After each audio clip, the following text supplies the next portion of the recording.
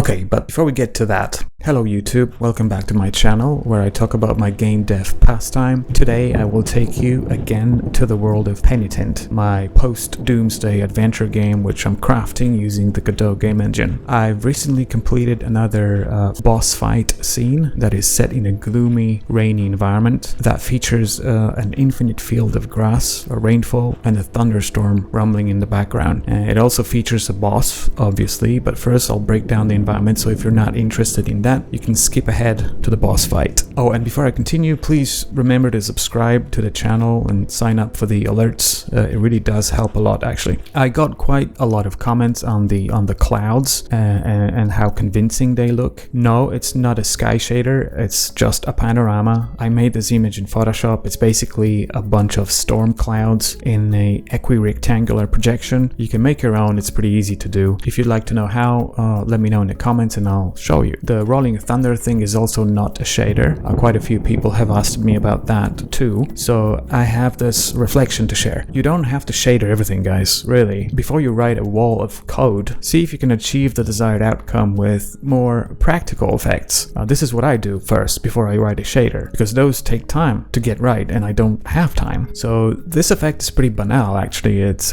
simply a plane with a transparent image of a lightning and some clouds, and it's lit up with an omni light. I also animate the position and intensity of the light and the emission property of the material. And there you go. Made in 10 minutes. Looks good enough. God only knows how long it would have taken me to achieve this with a shader. The grass is a particle shader. I did make a video covering the shader before, but now I've updated it. I've improved the orientation to ground normal. I've optimized it a bit, and I've added a world texture overlay to add some color variety, because in earlier versions the grass was all one color, which didn't look bad, but it was monotonous and uninteresting. I've also built a tool, kind of, that sits on top of that shader, and what it does is it builds a grid of grass tiles with a descending level of detail the further away the tile is from the camera, which is awesome for optimization. I mean, the performance of this is surprisingly good. The tool does have quite a bit going for it, so I'm planning to make a dedicated video just on that. Alright, let's take a look at these puddles here. I've received many questions about these reflections. These are sharp reflections, which are only achievable with SDF GI when you dial roughness down to 0, and they look pretty amazing. Unfortunately, they don't support transparent materials, so if you want to use alpha or depth, the reflections will revert to rough reflections, which aren't anywhere near this good. So I made a design decision to keep the sharp reflections because I think they really add to the ambience, and also in reality, a rain puddle in a pit of dirt would be all murky anyway. I mean, you would not see through it, so why bother about transparency? So that is fine. The only problem I did have, though, was these sharp edges here. I wanted to do something to soften them, at least a little bit. Again, you can't use the depth texture, so I wrote a simple shader that shows only the edge, and I applied it to a plane that sits right on top of the water plane, and that way the edges appear a bit less sharp. Also, the shader gives the surface a brownish tint because it uses depth, so it knows that there's a plane right underneath, which affects its alpha values. That was not necessarily intended, but it kind of works, so I left it and I moved on. The water shader features rain ripples. There are two types. The smaller ones are just an albedo gradient that is animated over a pattern texture. Very cheap. I'm using those for the smaller ripples, and the bigger ripples use more complex trigonometry for a more defined effect. The rain itself, the raindrops I mean, are just GPU particles that draw an elongated plane mesh for each drop, and they just pop up for a split second. Again, smoke and mirrors. Why would you animate rainfall? When you look at rainfall in real life, all you see is flashing streaks of water, right? You don't see individual drops falling from the sky, so why bother? I also made a rain shader for these boulders here, so when you walk up to one, you can see that it has raindrops and water streaks dripping down here and there. This is an adaptation of a rain shader which I found online, which I cleaned up and optimized because it was bloated and expensive. The grass shader is actually multi-purpose, so you can use it for grass obviously, but you can also use it to distribute basically anything you want around your camera. So I'm also using it for these smaller rocks here. It looks like there's an infinite number, but in reality there are only 24, and they follow the camera all around the map, and they cost me nothing. Okay, so much for the environment. Now, let me introduce to you a gargantuan beast, a grotesque, bloodthirsty giant, the ruler of these desolate wetlands, Mower.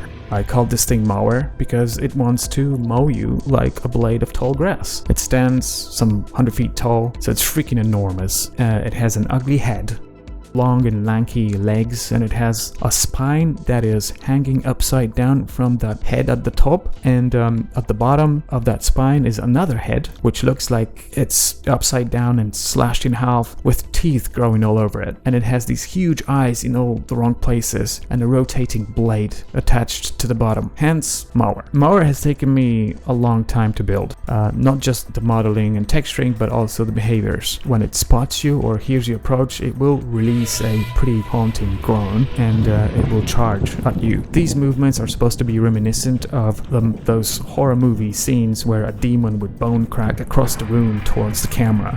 That's what I was going for. Obviously not exactly that because the scale is completely different, but yeah, I just wanted it to be creepy. Notice I've also added some sounds to the steps that it makes, and you may notice that the camera shakes a little bit when it gets near, just to intensify the feeling of being overwhelmed with the titanic scale of this thing. The legs are procedurally animated. They're basically Blender armatures with skeleton IK added to the foot bone in Godot. In the initial version I used modular legs. I made a chain of joints in Godot, and I wrote a script that creates an IK chain out of these joints, which works great, and there are use cases for it, but in this case it was a little bit too slow. See, the thing with IK is that in order to get an elegant looking set of bone transforms in a chain, you have to iterate over the previous and next transforms of each joint multiple times before you can get something that looks correct. Doing this in GD script means that you have to limit the number of iterations, otherwise you'll simply run out of time and you'll get jerky movement. But if you limit the number of iterations, you will compromise accuracy, which is what happened in my case. The legs would jitter a lot,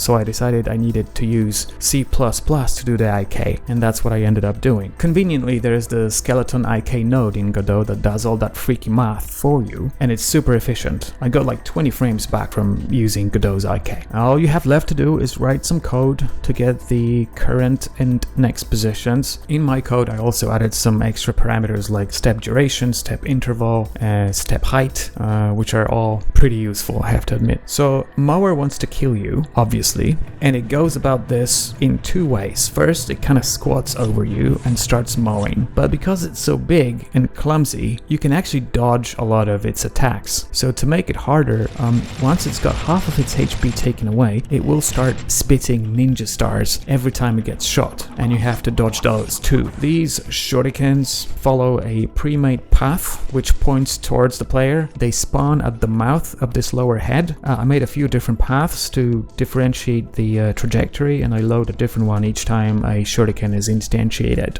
Finally, when you kill the beast, its lower head breaks off and you can actually run up to it and mutilate it further. And I'm not telling you to do this, I'm just saying you can. I actually thought it might be cool if you had to like burst its eyeballs to collect some artifacts hidden in the eye sockets. I haven't decided yet. Anyway guys, that's all for today. I hope you liked it. If you did, please like the video and subscribe to the channel. Follow me on Twitter for more regular updates, and I will see you in the next one. Ciao.